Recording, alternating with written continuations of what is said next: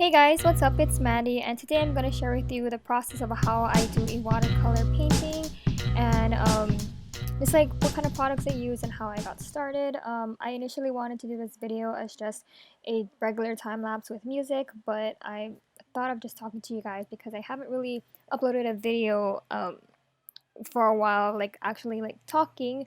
So I thought I would use this time to go ahead and do that. So right here I'm painting this girl, and it's no one in particular, but I usually like to paint females. I don't know why, I like to paint them. They're always fun, and I like to put makeup and their hair, so that's kind of the reason why I guess I like to paint them. But anyways, what I use to paint is watercolor paper, and I will usually get kind of whatever watercolor paper I can find at the craft store. Any kind will do for me as long as it's not like super thin. I do like to work with a lot of thicker ones because I use a lot of water. Um, so yeah, and then when I watercolor, I actually draw on it first. I know many artists already do that and some don't. I usually do, and I used to use like a regular number 2 pencil to sketch it out, but I found out that they were too dark, so I went ahead and started using color pencils. And I like to use the Prisma color pencils because they're more smoother, and they're a lot easier to erase than Crayola ones. So I like to use Prisma color pencils to draw the outline of my watercolor painting.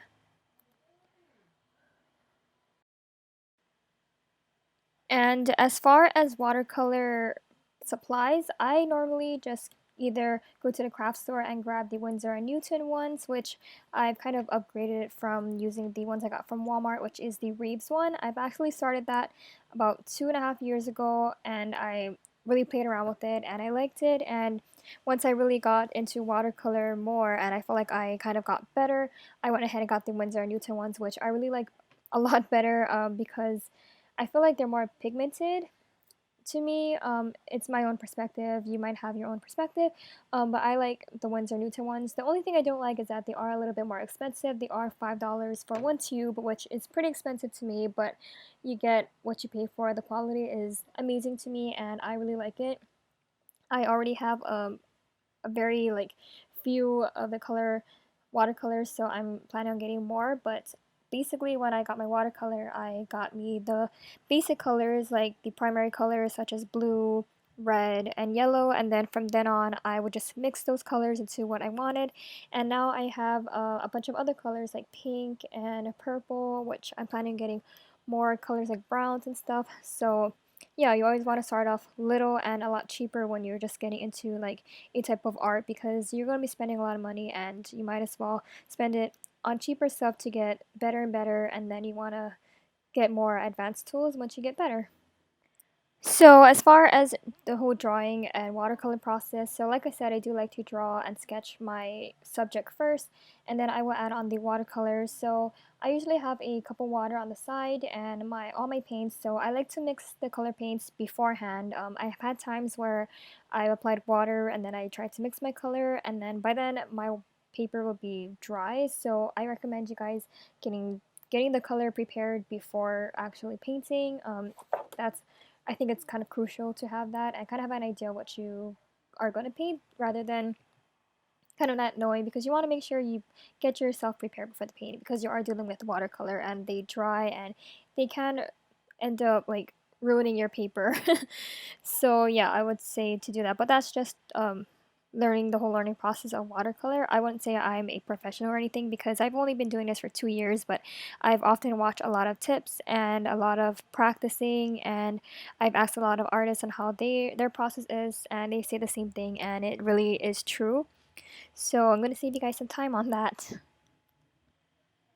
So I do like to use references sometimes. Most of the times I kind of do, but I don't totally follow the picture. I kind of just follow the guideline of a face or a body, and then I will make it into my own, because I feel like I don't really have the full like detail stuck in my head yet. I'm still learning, and I feel like I need a reference just to follow. And then I think it's crucial that you make something your own work, because you don't want to steal an artist's work. It's not that great, and you wouldn't want no one to steal your work and claim it as your own. So, but if you are in the beginning stages of this, I think it's great to like reference other artists' work and try to copy it, but make sure that you give them credit. Oftentimes, I think a lot of artists would get upset, and I would get upset too. So I would definitely recommend you give credit if you're planning on copying someone else's work. So basically, like before I actually start to watercolor, I will draw out a sketch on a blank sheet of paper, just a rough draft, and then I'll bring it onto my watercolor paper just so that way I don't ruin it by erasing too much, and I kind of have a nicer setup, or what do you call it? It's a lot cleaner on the watercolor paper rather than scribbles on top of your old paper. So I normally do that, and then as soon as I'm done, I will go ahead and start watercoloring. Depending on the type of watercolor I want, sometimes I will do a dry watercolor where I won't wet my paper. Like as you see in this painting right now, it's actually dry watercolor, so I'm not wetting the paper at all. I'm just having my brush wet with the paint and then putting it on top. But there's a bunch of different techniques that you can use. I tend to like this one when it comes to painting people, because I don't know, I like this technique a lot better. It might be wrong. I might be even doing this wrong, but this is the way that I like to do it. And then one big thing about watercolor is color theory.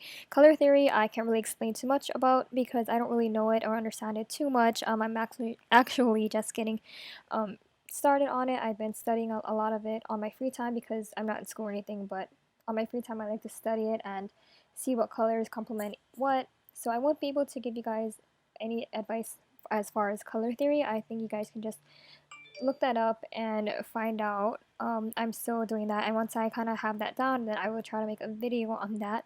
But as of right now, I'm just kind of going with what I feel like the vibe of the picture is. So as you can see, I really want her to have lilac hair because she kind of has the whole green makeup and these big like gauge piercings and a septum, and I feel like the lilac really like highlights that whole entire like rebel look.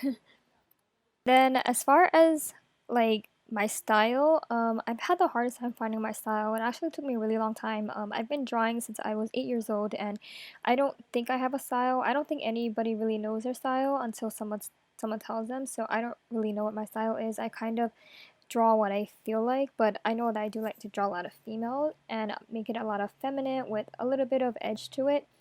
So yeah, I really like to try and replicate Siren or something on Instagram and Loish. I love their work, and I used to always draw these type of girls when I was younger, but I kind of stopped. And when I came across their work, it kind of brought it back to me, and I started doing it again. So I've been a lot of this past few months. I've been drawing a lot of these types.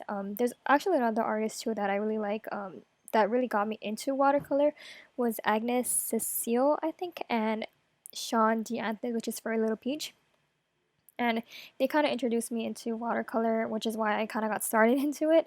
And from then on, I started to develop like a like for or a love for drawing people. I already used to like drawing people, but once I got into Instagram and started seeing a lot of people drawing characters, I really admire the whole character development because that's how I used to draw when I was younger. I would always draw people with girls and guys and the relationship between them. So that's what I like to draw now. And also because I like to draw like a lot of fashion. When I was younger, I was obsessed with drawing fashion. I wanted to be a fashion designer slash like illustrator. So I really like the whole fashion part of drawing because you can draw basically like your own outfits that you see in your head, which is why I think that's why I like to draw females too. So yeah.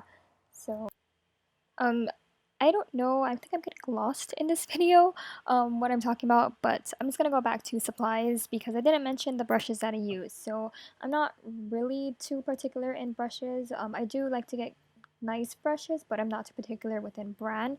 I have a lot of different brushes that I use. I have Winsor and Newton. I think it's the Cotman one or something like that. It's really old.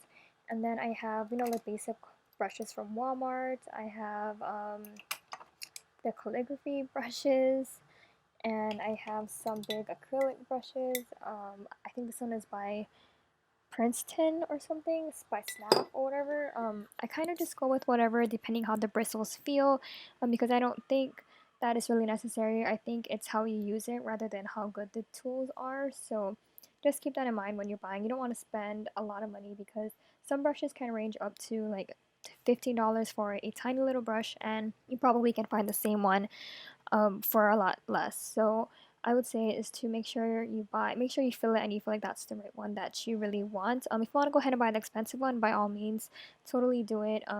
But if you're a beginner, I would stick with a lot of cheaper brushes, and then like I said, go on more and spend more if you really want to advance more. And then for I don't know, for like proportions, as far as the drawing part, I'm not really like too perfect in proportions. When I took art class, I've only taken art class in 7th grade and my 10th, I think my 10th, 11th, and 12th. But it wasn't really like artwork where you learn proportions, you learn light logic, and all of that. It wasn't really too much of that. It was more so by doing projects with I don't know, like tiles and some drawing ones here and there, but it wasn't too much information that I think I learned by being self-taught because I'm a self-taught artist.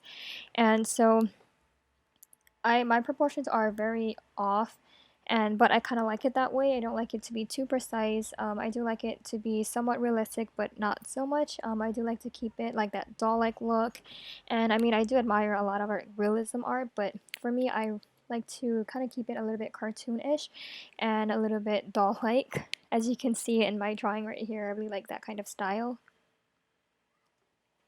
But one of my favorite things to really draw when I draw these type of stuff is actually the eyes. The eyes is what really like captures me when I draw people. I don't know, I just like to play around with the eyes. I like to make them look really fun and pretty. And I don't know, they're just my favorite types of things to draw. I think that's what I try to um, kind of improve more while like during my whole drawing process and my whole journey with it. And then slowly I started to develop this wanting to improve on my nose because I could never draw a nose the right way, and so now I can really see like an improvement on that. I would always grab my computer, look for references, and try to draw their nose, and then I would try to draw lips.